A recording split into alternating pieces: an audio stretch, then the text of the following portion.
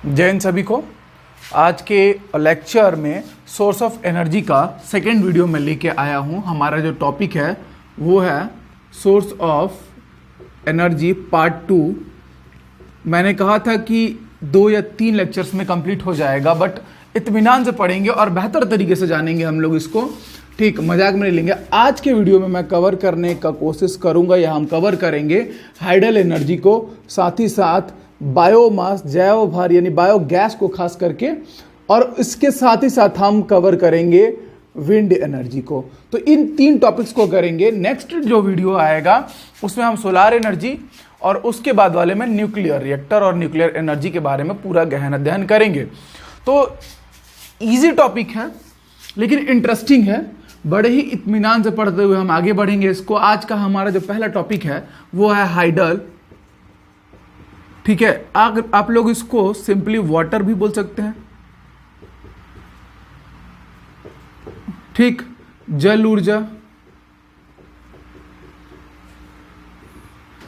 अब जल ऊर्जा जो है ये मोस्टली डायरेक्ट टॉपिक पर अगर आऊं मैं तो आपने देखा होगा डैम वगैरह, ठीक है, बांध वगैरह, वहां पर हम क्या करते हैं, वाटर को स्टोर करते हैं और देन एक पर्टिकुलर हाइट से उसको फ्लो करवाते हैं नीचे की ओर और वहां लगे होते हैं टरबाइंस वगैरह। तो ये पूरा टर्मिनोलॉजी अभी मैं डायग्राम के साथ आपको समझाऊंगा, बट फिलहाल हम पढ़ते हैं कि कैसे कैसे क्या चीजें होती हैं। यानी कि जो वाटर है, खास करके हम बात करेंगे फ्लोइंग वाटर की, बहते हुए जल। इसमें क्या पाया जाएगा, काइनेटिक एनर्जी अर्थात गतिज ऊर्जा। इस गतिज ऊर्जा का क्या करेंगे हम लोग, यांत्रिक कार्य करने में उपयोग करेंगे, यानी कि मैकेनिकल वर्क। और मैकेनिकल वर्क से हमको क्या मिल सकता है, मैकेनिकल एनर्जी। और वो जो है वो हम इंपार्ट करेंगे टरबाइंस वगैरह या जो भी अरेंजमेंट होंगे जनरेटर के साथ, ठीक, उस पे, और उससे हम क्या जनरेट करेंगे, तो इलेक्ट्रिकल एनर्जी अर्थात कि विद्युत ऊर्जा। तो ये पूरा जो कहानी है ये हमको इस प्रोसेस में पढ़ना है कि वाटर रहेगा किस तरीके का, फ्लोइंग वाटर, उसमें गतिज ऊर्जा होती है, उसका हम यांत्रिक कार्य या यांत्रिक ऊर्जा में रूपांतरण करेंगे या प्रयोग करेंगे और उससे हम विद्युत ऊर्जा का उत्पादन करेंगे। तो इस तरीके से ये हमारा पूरा जो सोर्स है, जो वाटर, जो सोर्स ऑफ एनर्जी है हमारा वाटर, ठीक है, हाइडल। तो इससे हम बनाते हैं hydro power plants, hydro electric power plants, ठीक, और वो बगैर डैम के नहीं पॉसिबल है। तो डैम वहाँ रखा जाएगा और साथ में कुछ अरेंजमेंट्स किए जाएंगे और इस तरीके से हम लोग क्या करते हैं। तो इसको पढ़ने के पहले, मतलब इसका डायग्राम डिस्कस करने के पहले एक काम करते हैं कि थोड़ा बहुत इसके मेरिट्स और डीमेरिट्स को देख लेते हैं, जो कि बड़ा ही इंपॉर्टेंट है। चूंकि पढ़ रहे हैं तो इस तरीके से पढ़ना ही पड़ेगा। तो जो मेरिट्स हैं इसके, या आप उसको सिंपल लैंग्वेज में कह दीजिए एडवांटेजेस, ठीक, या मेरिट्स। तो उसमें जो मेरिट है वो पहला मेरिट इसका हो जाता है कि सबसे सस्ता माना गया है इस प्रोसेस को। देखिए, बिजली उत्पादन के लिए इस जो सोर्स ऑफ एनर्जी है हाइडल को सबसे सस्ता। अगर आप बात डैम वगैरह की कीजिएगा तो मैं डिसएडवांटेज में भी बताऊंगा, इसका इनिशियल कॉस्ट वहां हाई होता है। ठीक, दूसरा है जो इसमें कि ये नवीनीकरणीय है, ठीक, रीन्यूएबल। यहां पे इसको लिख देता हूं मैं, वेरी चीप। थर्ड जो पॉइंट आता है इसमें वो होता है इसकी जो दक्षता होगी वो अधिकतम दक्षता होगी, मैक्सिमम इफिशियंसी होगी, ठीक। साथ में फोर्थ पॉइंट आता है लंबे समय तक चलने वाला, ठीक है। मतलब कि अगर आपने एक बार इसमें इन्वेस्ट कर दिया है तो ये बहुत लंबे समय तक आप इससे प्रोडक्शन कर सकते हैं, for a very long time period या पीरियड, ठीक है। इस तरीके से इसके अतिरिक्त जो है ये जो है आपका सिंपल से, जो सिंपल छोटे मोटे हैं, यानी कि प्रदूषण से मुक्त। भैया किसी तरीके का प्रदूषण तो करेगा नहीं ना, इस प्रोसेस में किसी भी प्रकार का पॉल्यूशन नहीं मिलेगा तो ये एक तरीके का कैसा है, पॉल्यूशन फ्री माना जाएगा। नेक्स्ट अगर पॉइंट आप देखेंगे तो ये हो जाता है आपका जो सिंचाई के कार्य हैं उनमें सहायक।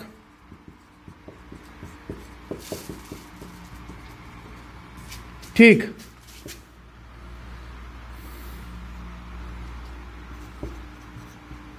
Useful for irrigation process. थोड़ी सी एक छोटी मोटी कहानी भी डिस्कस करेंगे, कहानी नहीं, कहने का तात्पर्य ये था कि इसके बारे में जानेंगे कि कन्वेंशनल है कि रिन्यूएबल है, कैसा है, और कुछ डाउट भी आया हुआ है कल, तो मैं उन चीज़ों को भी कवर करूंगा आज के इस लेक्चर में।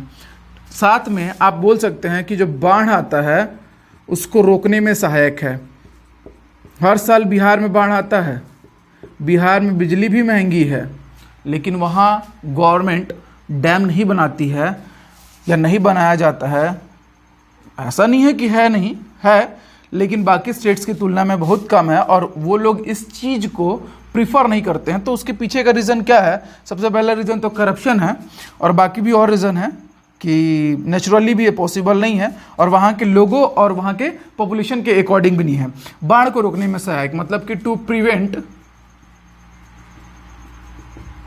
फ्लड। ठीक, ये कुछ एडवांटेज है। देखिए आप बात को समझिएगा, कल एक डाउट भी आया था, मैं क्लियर कर रहा हूं कि जब सोर्स ऑफ एनर्जी की बात की जाती है, मैंने वहां उसको क्लासिफाई किया था कन्वेंशनल एंड नॉन कन्वेंशनल, मतलब परंपरागत और गैर परंपरागत। तो ये जो है ये नेचर नहीं डिफाइन करता है सोर्स ऑफ एनर्जी का, ऊर्जा के स्रोत का। एक्चुअली कन्वेंशनल कहने का मतलब हो जाता है उस सोर्स को कि बहुत दिनों से, मतलब हमारे दादा के दादा के दादा के दादा भी उस सोर्स का यूज करते आए थे अपने कामों के लिए, ठीक है, यानी कि अपने कार्यों को करने के लिए। और नॉन कन्वेंशनल मतलब परंपरागत नहीं है, मतलब कि हमारे पूर्वज उसको इस्तेमाल नहीं करते थे, हमने अभी अभी उसको इस्तेमाल करने लायक समझा है या डिस्कवर किया है और हम उसको प्रयोग करते हैं। सिंपल। तो ये एक टाइप, एक नेचर हुआ, ठीक है, टाइम पीरियड के अकॉर्डिंग। वो सोर्स तब भी अवेलेबल थे, लेकिन तब किसी ने सोलर सेल नहीं बनाया था, साइंस उतना आगे नहीं था, ठीक है। जियो थर्मल एनर्जी का यूज नहीं होता था। महासागर, उसमें तो आप सेल कर लीजिए, मतलब आप तैर के दूसरे जगह चले जाइए, यही बहुत बड़ी बात थी। आप उसकी लहरों का उपयोग, टाइडल एनर्जी वगैरह का उपयोग विद्युत धारा उत्पन्न करने में इतना किसी ने सोचा नहीं था, तो एडवांस नहीं था साइंस, इस वजह से। तो वहां पे कन्वेंशनल और नॉन कन्वेंशनल, लेकिन एक सोर्स कन्वेंशनल नॉन कन्वेंशनल होते हुए रिन्यूएबल और नॉन रिन्यूएबल किसी में भी आ सकता है। मतलब ऐसा हो सकता है कि कोई ऐसा सोर्स हो, सोर्स ऑफ एनर्जी हो कि जो परंपरागत हो, ठीक है। परंपरागत हो इसका मतलब ये नहीं है कि वो रिन्यूएबल में चल जाएगा या नॉन रिन्यूएबल में चल जाएगा, वो किसी में भी हो सकता है, ठीक। और बाकी रिन्यूएबल और नॉन रिन्यूएबल, नवीनीकरणीय और अनवीनीकरणीय ऊर्जा के स्रोत की जब बात की जाती है तो वो उसके भंडारण क्षमता के आधार पर की जाती है कि भाई कितना है, ठीक। अब आपके पास असीमित मात्रा में है तो आप कितना भी यूज करिए, ठीक, वो रिन्यूएबल सोर्स में आ जाएगा। मतलब इतना है कि आप यूज करते रहिए, उसकी मात्रा अनंत है। जब सोलर एनर्जी की बात करेंगे तो। और नॉन रिन्यूएबल में आते हैं फॉसिल फ्यूल्स, जीवाश्म ईंधन, मतलब अनवीनीकरणीय, मतलब आपने एक बार उनका दोहन किया तो पृथ्वी के बनने के साथ बने हैं, मतलब उसके उसका जो बनने का चक्र था उसके साथ उनका निर्माण हुआ है। तो अगर धीरे धीरे आप उसका निकाल के दोहन कर रहे हैं तो एक समय के बाद वो आपके लिए उपलब्ध नहीं रहेंगे। पेट्रोलियम हुआ, कोयला हुआ, आप खनन करके निकाल ले रहे हैं उसके गर्भ से, तो एक समय के बाद उसके पास ये अवेलेबल नहीं रहेगा, ठीक है। तो ये फर्क था उसके क्लासिफिकेशन में, जिसको लेके डाउट आ रहा था तो आप लोग क्लियर रखिएगा। एडवांटेज हम बात करते हैं हाइडल एनर्जी की, ठीक है। हाइडल, उसमें हमने बताया कि जो हाइडल पावर प्लांट्स होते हैं या जो भी डैम वगैरह जिसे हम विद्युत उत्पादन करते हैं जल ऊर्जा का से, तो उसमें जो होता है ये प्रोसेस सबसे सस्ता माना गया है। कि रीजन इसलिए है कि इनिशियल कॉस्ट हाई है इसका। अगर मैं बात करूं डिसएडवांटेज, इसमें 2 ही 3 है, मैं उसको भी लिख देता हूं। डिसएडवांटेजेस यही लिख भी देता हूं। पॉइंट ये है कि जो इसका इनिशियल कॉस्ट है ना, इज वेरी हाई। दूसरा होता है कि जो पॉपुलेशन होती है उसको डिस्प्लेस करना पड़ता है, उसका डिस्प्लेसमेंट होता है, ठीक है। और पॉइंट कुछ सोचते हैं, इनिशियल कॉस्ट वेरी हाई रहेगा, पॉपुलेशन डिस्प्लेसमेंट रहेगा, गांव का गांव खाली करना पड़ता है भाई एक ठोक डैम बनाने के लिए, लेकिन इनिशियल कॉस्ट हाई रहेगा, लेकिन उसका जब हम लोग कंपैरिजन करते हैं इसके पूरे प्रोसेस से, इसके पूरे आउटपुट से, तो हमको पता चलता है कि ये तो मैक्सिमम इफिशियंसी वाला है। क्यों भाई? क्योंकि हमको नेचुरली वाटर सोर्स मिला हुआ है जो कि एक रीन्यूएबल सोर्स ऑफ एनर्जी है। जल खत्म नहीं होने वाला है धरती का, हम खत्म हो जाएंगे, हमारी आने वाली पीढ़ियां खत्म हो जाएंगी, हाँ हम उसे दूषित जरूर करके चले जाएंगे, वो अलग बात है। तो पानी की कमी है नहीं, पानी आएगा, आप स्टोर करेंगे, देन उसको यूज करेंगे और इलेक्ट्रिसिटी जनरेट करेंगे। तो इसीलिए इसको क्या माना गया, क्योंकि इसमें इनपुट जो है वो अनलिमिटेड है, ठीक। तो इसीलिए जब इनपुट जो हमको मिल रहा है वो ऐसे मात्रा में मिल रहा है और बहुत फ्री ऑफ कॉस्ट मिल रहा है, तो इसीलिए इस प्रोसेस का जो आउटपुट है, फाइनल आउटपुट है, वो क्या है, एक मतलब एक बेहतर तरीके से आपको मिल रहा है।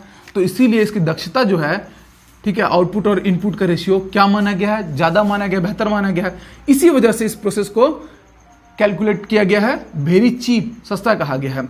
रिन्यूएबल, भाई वाटर जो है रिन्यूएबल है, आएगा, आप उसको क्या करेंगे आगे, यहाँ पे देख रहे हैं आप, सिंचाई कार्यों में सहायक, डैम में हमने उसको यूज़ किया, कैसे यूज़ करेंगे डायग्राम में देखेंगे अभी। और देन हम क्या करेंगे, हमने चैनल्स बनाए हुए हैं, नहर वगैरह बनाया हुआ है, फिर वो पानी हम क्या करेंगे, नहरों से सिंचाई कार्यों के लिए उपयोग कर लेंगे। हमने बस उसका क्या किया, टरबाइन घुमाने के लिए उपयोग किया। अगेन वो जो वाटर है, ठीक है, कंट्रोल डैम में जाएगा और वहाँ से फिर चैनल्स के थ्रू आप इरीगेशन के लिए यूज़ कर सकते हैं, ठीक। हमारे छत्तीसगढ़ में सबसे ज़्यादा नहर से ही सिंचाई का कार्य होता है, ठीक। अच्छा, उसके बाद बाढ़ को रोकने में भी सहायक है। मैं बात कर रहा था बिहार के, भी बिहार में बाढ़ है, वो लोग वहाँ के बहुत स्ट्रगल कर रहे हैं और वहाँ हर साल आता है, ठीक। तो जो बिहार में जो बाढ़ आता है उसकी स्थिति उसकी बनावट के कारण है। मोस्ट ऑफ द जो रिवर्स हैं हमारे देश की, जो नदियाँ हैं, उत्तर भारत में हिमालय से निकलती हैं और बंगाल की खाड़ी में जाती हैं, और इस बीच में आपका बिहार पड़ता है। तो आप इतने सारे डैम भी नहीं बना सकते हैं कि आप उन नदियों के प्रवाह को रोक लें। तो नेचुरली सबसे बड़ा चैलेंज है बिहार और यूपी में खास करके डैम को डेवलप करना, यानी कि बांधों को विकसित करना। अब बांध बनाएंगे और highly populated area UP Bihar का जो एरिया है, ठीक, हाईली पॉपुलेटेड होने की वजह से डैम बनाना अपने आप में एक चैलेंज है। क्यों? क्योंकि जनसंख्या का क्या करना पड़ता है, विस्थापन करना पड़ता है वहां पर, ठीक है। पूरे 10 गांव 20 गांव खाली करवाने पड़ते हैं और तब बनता है डैम। और उसके बाद उस जगह का भी आपको ऑब्जर्वेशन करना पड़ता है कि अगर डैम बनाया जाएगा तो वहां पर कि कैसा जियोलॉजिकल कंडीशन है, भौगोलिक दशा कैसी है उस जगह पर, कि वो उसको सह पाएगा कि नहीं। तो ये चैलेंजेस है। और फिर चैलेंजेस और भी हो जाते हैं जो ऑफ टॉपिक है, जो करप्शन है वगैरह वगैरह नहीं बने रहेगा तो हर साल अनुदान आएगा, लोग मरते हैं, हमारे लोग विस्थापित होते हैं, वो लोगों की जेब भरती रहेंगी, अधिकारियों की, ऊपर से लेकर नीचे तक अधिकारी तक एकदम लाल हो जाते हैं बिहार में जब ये बाढ़ उड़ाता है और सूखा का पैसा आता है तो, ठीक है। खैर छोड़िए ये सब चीज़ को, इस सब में नहीं पढ़ना है, बट हम डिस्कस कर रहे थे बाढ़ को रोकने में सहायक होता है हमारा टॉपिक। लंबे समय तक चलने वाला है, एक बार बन गया तो वो सदियों तक आपका चलते ही रहेगा, थोड़ा बहुत मेंटेनेंस चाहिए रहता है। और उसके बाद बहुत सारे डैम तो आजकल देख एक पिकनिक स्पॉट की तरह मतलब यूज़ होने लगा है, तो अच्छा खासा रिवेन्यू तो उसका उससे भी आ जाता है, लोग घूमने आते हैं, इवन हम लोग खुद भी जाते हैं गंगरेल डैम घूमने, ठीक। तो इस तरीके से हमने इसके एडवांटेज और डिसएडवांटेज भी देखा। शुरू में बनाने के लिए बहुत कॉस्ट चाहिए इसको, अब उसके बाद हल्का फुल्का मेंटेनेंस और एम्प्लॉयमेंट भी कुछ लोगों को मिल जाता है इससे। बाकी यही है कि गांव का गांव खाली करवाना पड़ता है, डिसएडवांटेज ये है इसका। तो इस तरीके से हमने हाइडल एनर्जी के बारे में कुछ चीज़ें देखी। अब एक दो इम्पोर्टेंट पॉइंट है इसके साथ ही, उसको मैं यही बता देता हूं कि हमारा जो भारत देश है उसमें पोटेंशियल क्या है, हमारे हाइड्रो पावर प्लांट्स का या हाइडल एनर्जी का पोटेंशियल कितना है, ठीक है। तो ये हमारे देश के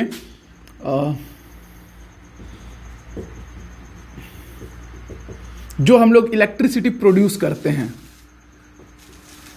या इलेक्ट्रिसिटी का जो प्रोडक्शन है उसका 24% हम लोग इन डैम से प्रोड्यूस करते हैं। मोस्टली महाराष्ट्र, पंजाब, साउथ के जो स्टेट्स हैं लाइक तमिलनाडु, ठीक, तो इन सब जगहों पर। अच्छा, ऊपर में है हमारा उत्तराखंड, ये जो स्टेट्स हैं यहाँ पर मोस्टली इन डैम से ही क्या होता है, इलेक्ट्रिसिटी का प्रोडक्शन किया जाता है। और जितना बिजली उत्पादन होता है हमारे देश में उसका 24% हाइड्रो पावर प्लांट से क्या किया जाता है, उसका प्रोडक्शन किया जाता है। तो ये एक इंपॉर्टेंट पॉइंट था जो आप लोग याद रखिएगा। इसकी जो क्षमता है जो एक साल में हम करते हैं वो हो जाता है लगभग 1.5 मेगावाट, लगभग तकरीबन ये 1.5 लाख मेगावाट के आसपास है। तो इतना रहता है हमारा वार्षिक उत्पादन, कह लीजिए ईयरली प्रोडक्शन, ठीक है, डैम वगैरह से। और वर्ल्ड की अगर बात करें आप तो वर्ल्ड में नॉर्वे और ब्राज़ील जो हैं, साथ में और भी कंट्रीज हैं, बट इन दोनों की जब बात करते हैं तो ये लोग अपना 90% इलेक्ट्रिसिटी का जो प्रोडक्शन है इन डैम्स के थ्रू करते हैं, यानी कि हाइड्रो पावर प्लांट्स के थ्रू करते हैं। ठीक, तो ये 2 देश हैं। इसके अतिरिक्त आपके और भी जो देश हैं like USA, United states of America हुआ, चाइना हुआ, तो ये लोग भी बहुत ज़्यादातर अब इसका उपयोग करते हैं क्योंकि रिन्यूएबल है, ठीक, पॉल्यूशन फ्री है। तो ये लोग के पास रिवर्स वगैरह भी है, टेक्नोलॉजी भी है, ठीक, तो इस तरीके से ये लोग उसको कवर कर लेते हैं। तो नॉर्वे मैं हिंदी में भी लिख देता हूँ, और ये था आपका ब्राज़ील, जे भी आता है, जेड भी आता है, जो आपको अच्छा लगे। तो इस तरीके से हमने एक ओवरव्यू भी देख लिया। अब चलिए देखते हैं इसके डायग्राम को और समझते हैं प्रोसेस को। चलिए ध्यान दीजिए, इसमें आप लोग को एक स्केच नज़र आ रहा होगा प्रोसेस का। इसमें आपको डैम वगैरह नहीं नज़र आने वाला है। होता क्या है कि यहाँ कहीं हम लोग क्या करते हैं, डैम बना देते हैं, और वो क्या करता है, वो करता है वाटर का स्टोरेज। तो जो बड़ा सा, जो आपको बहुत विशाल, ठीक है, कईयों मीटर में जो फैला हुआ नज़र आता है और एक बांध की तरह ऊंचाई पर, तो वो रहता है आपका डैम। वहाँ हम करते हैं वाटर का स्टोरेज, ठीक। और अगेन पाइपलाइन के थ्रू हम क्या करते हैं, उस वाटर को यहाँ से देखिए आप, यहाँ पे ले जाके हम ये जो टर्बाइन्स है इस पे इम्पार्ट करवाते हैं, इस पे थ्रो करते हैं या यहाँ भेजते हैं। इसके पास काइनेटिक एनर्जी है, वो अपना काइनेटिक एनर्जी, गतिज ऊर्जा, फ्लोइंग वाटर हो गया, अब ये पाइपलाइन में आ रहा है तो, और एक पर्टिकुलर हाइट से आ रहा है, तो इसके पास क्या है, काइनेटिक एनर्जी, गतिज ऊर्जा। अब वो आएगा और उस गतिज ऊर्जा का प्रयोग करके क्या करेगा, इस टरबाइन को घुमाएगा। टरबाइन को घुमाने के बाद ये जो पानी है वो निकल जाएगा कंट्रोल डैम में, और कंट्रोल डैम से हम लोग आगे चैनल वगैरह बनाते हैं, ठीक है, नहर वगैरह विकसित करते हैं और उसमें इरिगेशन के लिए भेज देते हैं। तो पानी आया, पानी गया, ठीक। तो इस तरीके से हमने क्या किया, पानी लिया। अब उस पानी ने हमें एक मैकेनिकल वर्क करके दिया, क्या यांत्रिक कार्य क्या किया, उसने टरबाइन को घुमाया। टरबाइन घूमता है और वो शाफ्ट से जुड़ा रहता है। और मैंने आपको पढ़ाया हुआ है, ठीक है, प्लेलिस्ट में उस वीडियो को भी उसका लिंक दिया गया है कि जनरेटर के बारे में।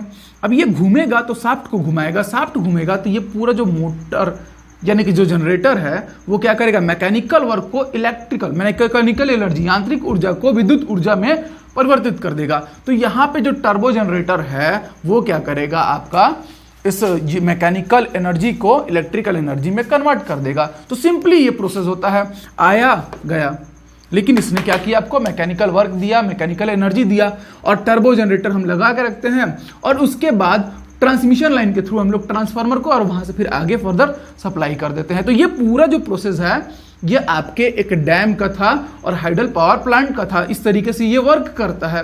अब चलिए आगे हम देखेंगे इसके बाद नेक्स्ट टॉपिक हमारा बायोगैस, ठीक है। ध्यान दीजिए, अब हमारा जो नेक्स्ट टॉपिक है, हमने हाइडल को पूरा कंप्लीट कर लिया, अब हमारा नेक्स्ट टॉपिक है बायोगैस, ठीक। तो यहाँ पे आपको डिफिनीशन नजर आ रहा हो कि biogas is a mixture of gases produce by anaerobic degradation. यहाँ पे देखिए, यहाँ पे एक टर्म आया हुआ है एनएरोबिक डिग्रेडेशन, इसको हम लोग बोलते हैं अवायवीय क्षरण, ठीक। मैं हिंदी में भी लिख दूंगा इसका डेफिनेशन, आप लोग परेशान नहीं होइएगा। तो anaerobic degradation of biomass in presence of water but in absence of oxygen. मतलब सीधे तौर पे ये कह रहा है वायु की अनुपस्थिति होनी चाहिए, ठीक है, साथ ही साथ जल की उपस्थिति होनी चाहिए। वायु की अनुपस्थिति और जल की उपस्थिति में, ठीक, जैव भार का एनारोबिक डिग्रेडेशन, यानी कि जो जैव भार है उसका अवायवीय क्षरण, ठीक, क्या कहलाता है, हमारा क्षरण से उत्पन्न गैस क्या कहलाएगी, आपका बायोगैस कहलाएगी। सिंपल डिफिनीशन है और आप लोग को अब समझ में आया होगा। जैव भार, यहां पे कुछ टर्म्स अगर वो क्लियर हो गया, डिफिनीशन क्लियर हो जाएगा, पूरा प्रोसेस क्लियर हो जाएगा। बात करते हैं बायोमास की, तो बायोमास होता है आपका गोबर, मल मूत्र, डंग वगैरह जो कुछ भी रहता है उसको इकट्ठा कर लिया जाता है। जो जानवरों के अपशिष्ट पदार्थ रहते हैं उनको हम लोग जैव भार बोल देते हैं, ठीक है, बायोमास बोल देते हैं। अब इस बायोमास का क्या करते हैं हम लोग, स्टोरेज करते हैं, स्लरी बनाते हैं, गाढ़ा बनाते हैं, ठीक, एक टैंक वगैरह में इकट्ठा करके। और उसके बाद क्या होता है कि वो अपने आप उसमें हम बस इस बात का ध्यान रखते हैं कि वायु की अनुपस्थिति रहे, यानी कि एब्सेंस ऑफ ऑक्सीजन रहे बस, और वाटर थोड़ा बहुत मिक्स कर दिया जाए, जिसके कारण वहां पे एनारोबिक डिग्रेडेशन होता है, अवायवीय क्षरण जिसे कहते हैं, और वो टूटता है और वहां पे गैस प्रोड्यूस होती है। और वो जो गैस होती है वही कहलाती है बायोगैस, क्योंकि ये बायोमास से क्रिएट हुई है। और जो ये गैस होती है, अब इसके कंपोनेंट्स यानी कि कंस्टिट्यूएंट्स कौन कौन के होंगे, इसके घटक कौन कौन होंगे, तो देखिए इसके घटक होते हैं, जो बायोगैस होगी उसके घटक होते हैं आपके मेथेन, कार्बन डाइऑक्साइड खास करके, और इसके अतिरिक्त इसमें H2S भी पाया जाता है, लेकिन मोस्टली जो घटक होता है 75% इसमें मेथेन पाया जाती है और 25% पाई जाती है कार्बन डाइऑक्साइड, और कुछ परसेंटेज पाया जाता है H2S वगैरह का। तो इस तरीके से ये इसके कॉन्स्टिट्यूएंट्स यानी कि जो घटक हुए, अवयव हुए, बायोगैस में हमको मेनली मिलता है मेथेन, और इसी को हम लोग क्या करते हैं घरों में जलाने वगैरह के लिए प्रयोग करते हैं, मतलब कि डोमेस्टिक वर्क्स के लिए ये यूज किया जाता है बायोगैस, ठीक। अब इसमें ध्यान देने वाली बात है कि इसका आप ये दोनों याद रखेंगे कि मेथेन और CO2 का कितना कितना परसेंटेज आपको मिलता है। तो मेथेन का आपको 75%, CO2 का आपको 25% मिलता है, और इसके अतिरिक्त आपको क्या मिलता है, H2S के अलावा कहीं कहीं नाइट्रोजन और हाइड्रोजन का भी जिक्र मिलेगा कि नाइट्रोजन और हाइड्रोजन गैस भी इसमें प्रोड्यूस होती है। तो ये था आपका पूरा बायोगैस। बायोगैस के बारे में मैं आपको और बता दूं कि जो इसके टाइप होते हैं, जो इसका प्रोडक्शन का टाइप होता है वो 2 तरीके का होता है, और वो 2 तरीका कौन कौन सा होता है। एक होता है आपका floating gas holder type, floating gas holder type, और जो मोस्ट फेमस है वो सबको पता है, वो है फिक्स्ड डोम टाइप, ठीक है। फिक्स्ड डोम में क्या होता है कि जो टंकी होती है बायोगैस की वो एक जगह पर स्थिर रहती है, और फ्लोटिंग गैस होल्डर टाइप वाले में क्या होता है, जो स्लरी वाला है वो तो स्थिर होता है, लेकिन जो गैस चेंबर जो होता है वो मूवेबल रहता है। तो बस दोनों में यही डिफरेंस है। अब इसके एडवांटेज और डिसएडवांटेज को देखते हैं, या फिर ऐसा करते हैं पहले प्रोसेस को देख लेते हैं। तो चलिए बायोगैस प्रोसेस को हम समझते हैं इस डायग्राम के द्वारा। अब ध्यान दीजिएगा, यहां पर ये आपको बायोगैस का पूरा प्रोसेस नजर आ रहा होगा कि किस तरीके से ये फिक्स्ड डोम टाइप वाला है, ठीक है। मतलब इसमें जो टंकी रहेगी वो एक निश्चित जगह पर रखी हुई है, हमने बनाया हुआ है, असेंबल किया हुआ है। स्लरी में देखिए क्या करा जा रहा है, बायोमास यानी जैव भार, और साथ में क्या कर रहे हैं हम लोग, वाटर का मिक्सचर मिला रहे हैं, उसको हम क्या कर रहे हैं, स्लरी नाम दे रहे हैं, गाढ़ा नाम दे रहे हैं, और वो आता है इस टैंक में, ठीक। डिपोजिट टैंक बोलिए आप इसको, ठीक। ये इनलेट जो चैम्बर है वो है, और यहां से फिर ये आउटलेट है। तो पहले इनलेट से ये आएगा अंदर यहां पर, और यहां पर होगा आपका, चूंकि आपने वाटर मिलाया है यानी जल की उपस्थिति रहेगी, और आपने इसमें नहीं मिलाया है, क्या नहीं मिलाया है, ऑक्सीजन को नहीं आने दिया है, और उन ऑक्सीजन की अनुपस्थिति यानी कि एब्सेंस ऑफ ऑक्सीजन में क्या होगा, ये यहां पर इसका एनारोबिक डिग्रेडेशन होगा, क्षरण होगा, और ये इस तरीके से फिर यहाँ पे क्या होगी, गैस बनेगी। गैस के लिए हमने वाल्व फिट किया हुआ है, जब जरूरत होगी हम गैस को यूज करेंगे, जो बायोगैस है, ठीक। साथ में अब जो वेस्ट स्लरी है वो क्या करेंगे, हम आउटलेट से बाहर की ओर ले लेंगे और उसको हम नाम देते हैं स्पेंट स्लरी का।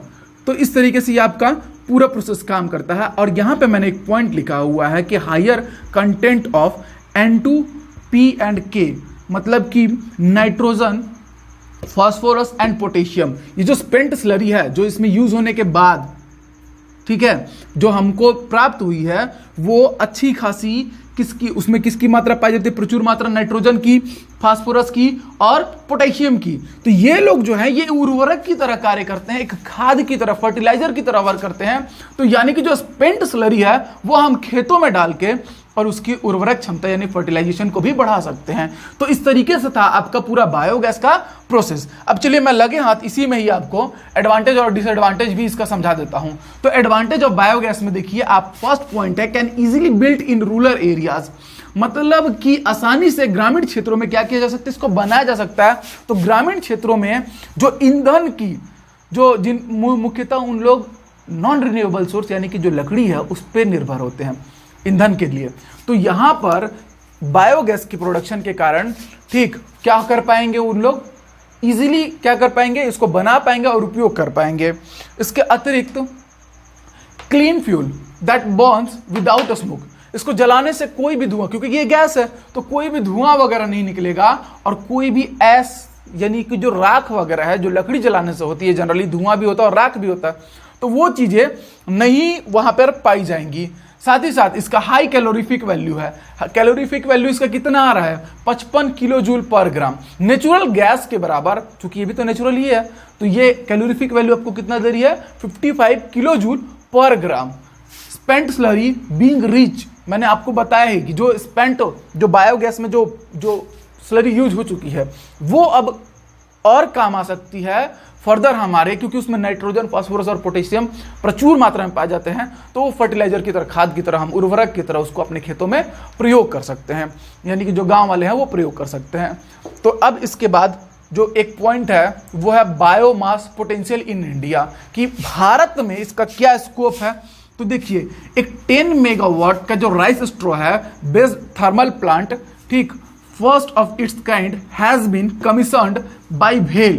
भेल के बारे में सुना ही होगा आप सबने। तो भेल ने कमीशन किया था 10 मेगावाट का एक राइस स्ट्रॉ, ठीक है, थर्मल पावर प्लांट, और वो कहां पर है, झलकारी में, झलकारी इन पंजाब वहां पर स्थित है। और वहां पर बायोमास का यूज करते हुए वहां पर क्या करते हैं हम लोग, पावर प्लांट को एस्टेब्लिश किया हुआ है 10 मेगावाट का हमने, ठीक है, और किसके द्वारा, भेल के द्वारा, कहाँ, झलकारी में।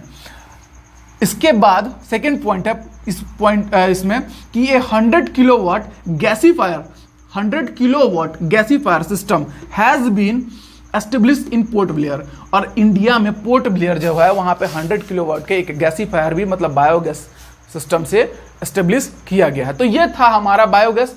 चलिए अब हम अपने नेक्स्ट टॉपिक पे चलते हैं और वो है वाइंड एनर्जी, पवन ऊर्जा।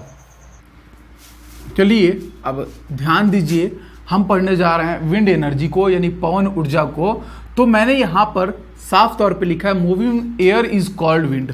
देखिए जब आपके एयर की जो स्पीड हो 5 to 10 किलोमीटर के रिस्पेक्ट में हो तो उसको स्लो एयर या स्लो विंड भी नाम दिया जाता है। विंड कब नाम दिया जाता है, जब इसकी जो स्पीड है वो हो जाए एबव 50 किलोमीटर पर आवर। मैंने यहाँ पे मेंशन नहीं किया था, 15 किलोमीटर पर आवर।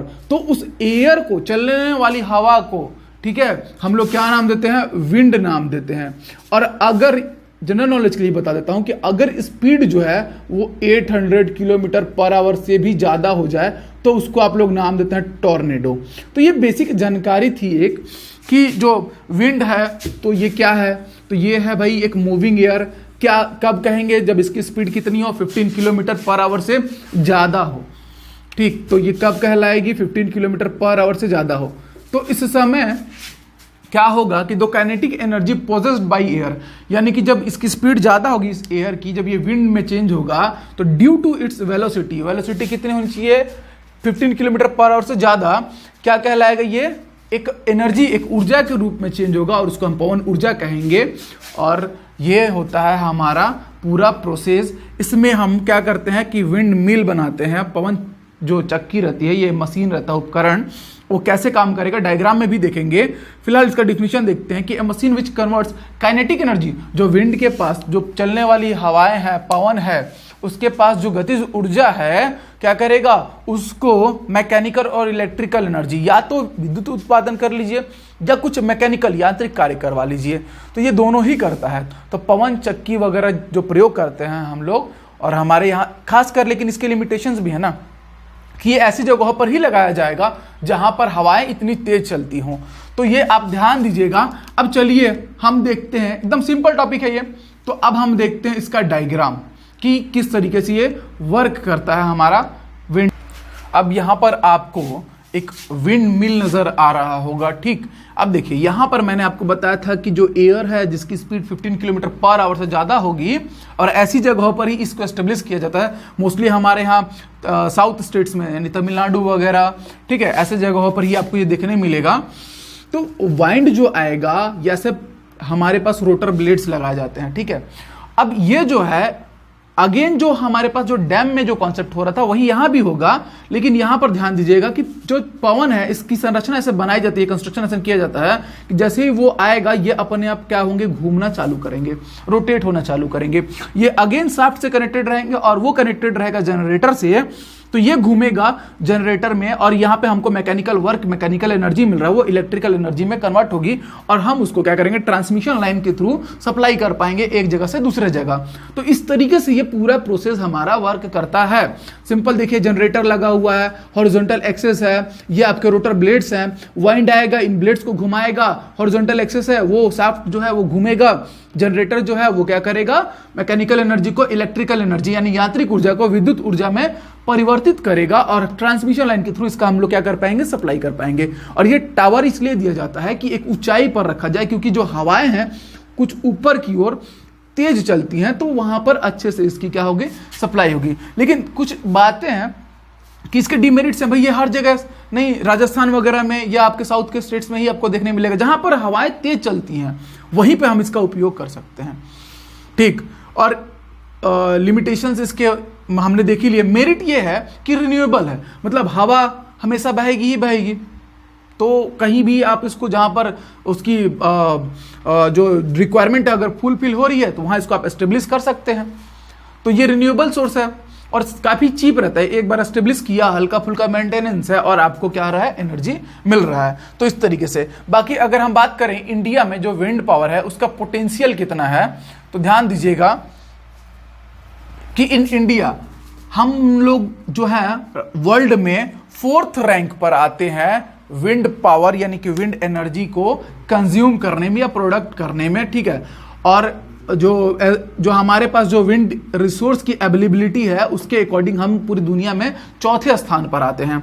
साथ ही साथ जो टोटल विंड पावर पोटेंशियल है हमारे यहाँ का वो आता है 45,000 मेगावाट के आसपास, ठीक है। अच्छा यहां लिखा भी हुआ है टोटल विंड पावर पोटेंशियल कितना है, 45,000 मेगावाट, 45,000 मेगावाट, और आउट ऑफ विच जिसमें से 6,000 मेगावाट तमिलनाडु स्टेट और 5,000 मेगावाट गुजरात स्टेट प्रोड्यूस करता है। इसके साथ एक जो फैक्ट और रह गया है वो ये है कि जो लार्जेस्ट फॉर्म है, ठीक, 380 मेगावाट का, वो हमारे यहाँ तमिलनाडु के कन्याकुमारी में एस्टेब्लिश किया गया है। तो इस तरीके से विंड पोटेंशियल इन इंडिया के बारे में भी हमने कुछ फैक्ट्स को जाना, और ये हमारा टॉपिक यहां पर इन तीनों को मिलाकर hydel, biogas and wind energy को लेकर होता है कंप्लीट।